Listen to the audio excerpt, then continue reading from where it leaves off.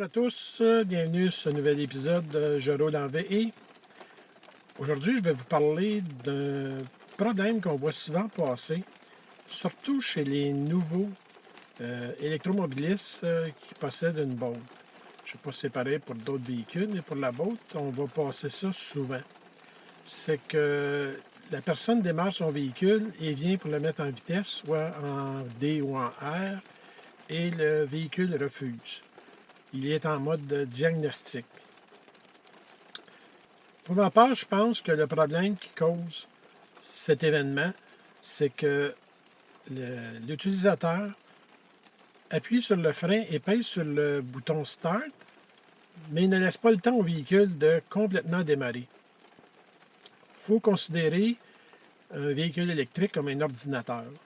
C'est la même chose que si vous démarrez votre ordinateur et que vous ne lui laissez pas le temps de vous amener la page d'accueil et que tout est prêt pour le fonctionnement et que vous commencez à cliquer sur des icônes. Souvent, ce qui va arriver, vous le remarquerez sur un ordinateur, la petite roulette se met à virer et souvent, même si vous cliquez trop souvent, l'écran vient comme gris pâle et là, l'ordinateur ne veut rien savoir. Un véhicule électrique, c'est la même chose. C'est un ordinateur sur roue, donc il faut lui laisser la chance de tout faire ses vérifications.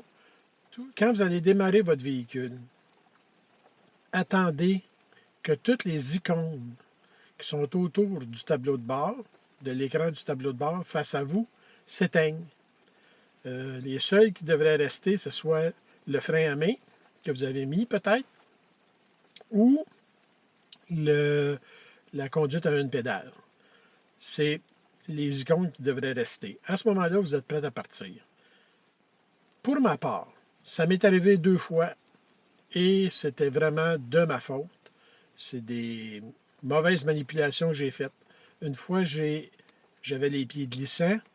J'ai appuyé sur la pédale de frein en appuyant sur le bouton Start et le pied a glissé. La voiture est tombée en mode diagnostic. Donc, j'essayais de le mettre en D, rien à faire. J'essayais de le mettre en R, rien à faire. Il me disait qu'il était en mode diagnostic, qu'il ne pouvait pas se mettre en vitesse. Ce que j'ai fait alors, j'ai appuyé sur le bouton Start pour éteindre la voiture et j'ai réessayé juste pour voir si ça fonctionnait. J'ai appuyé sur le frein, j'ai repesé sur le bouton Start et la même chose est arrivée. Donc, dans mon cas, ce qui a été positif, j'ai arrêté l'auto, éteint l'auto, je suis débarqué, j'ai verrouillé les portes avec le bouton sur la porte.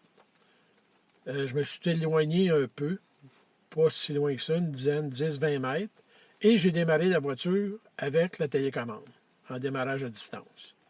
La voiture a démarré, je suis revenu à la voiture, je l'ai déverrouillée, je me suis assis, j'ai appuyé sur le frein et appuyé sur le bouton Start. Tout était parfait. Ça avait réglé le problème. Comme je vous dis, ça m'est arrivé 2 fois. Une fois, moi, ce que j'appelle que l'ordinateur a eu peut-être une poussière dans l'œil, mais la voiture était en état de marche. J'ai ouvert le capot pour montrer différents composants à un ami. Et quand je l'ai refermé, il s'est produit probablement, comme je vous dis, moi, j'aime ça dire ça, une poussière dans l'œil. Et l'ordinateur a décidé, lui, qu'il m'envoyait le petit sigle. La voiture fonctionnait. J'ai pu le mettre en vitesse et tout. Donc, j'ai roulé 2 coins de rue, puis le petit icône restait allumé. Vous savez, la petite voiture avec le point d'exclamation.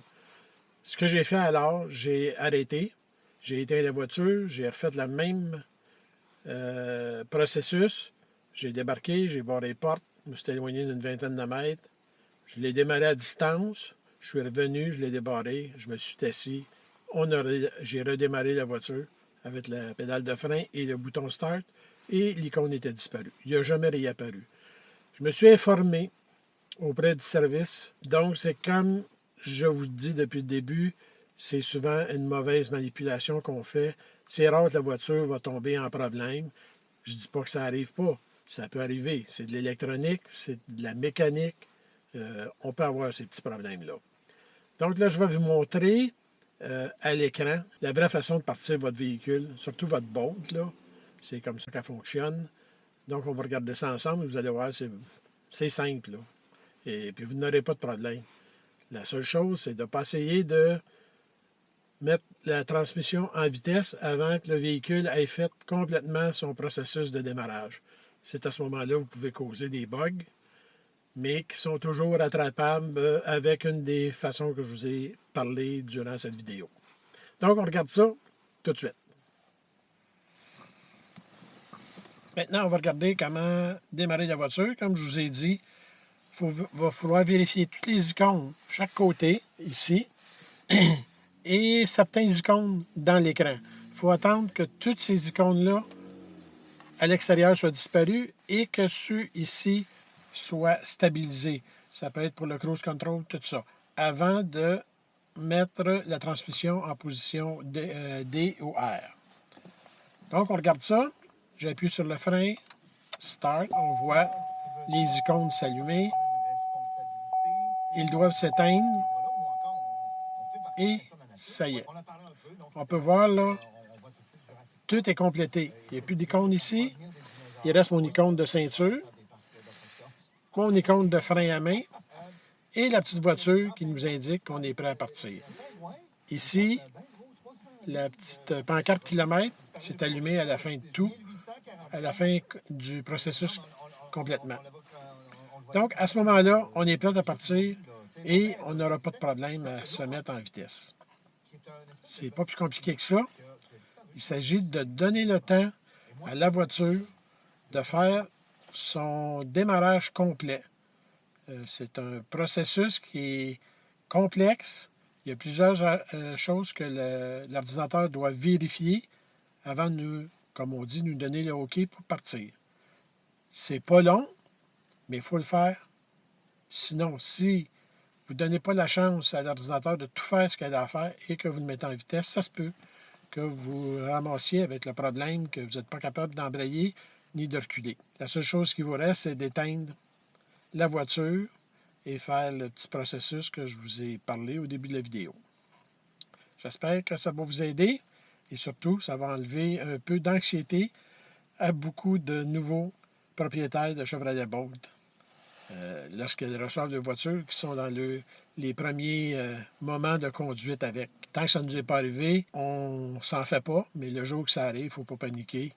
Avant de sauter sur le bouton On Start pour tout savoir, faites ce que je vous ai dit au début. Si ça ne fonctionne vraiment pas, bien là, à ce moment-là, vous pouvez appeler à l'aide. Merci et à la prochaine.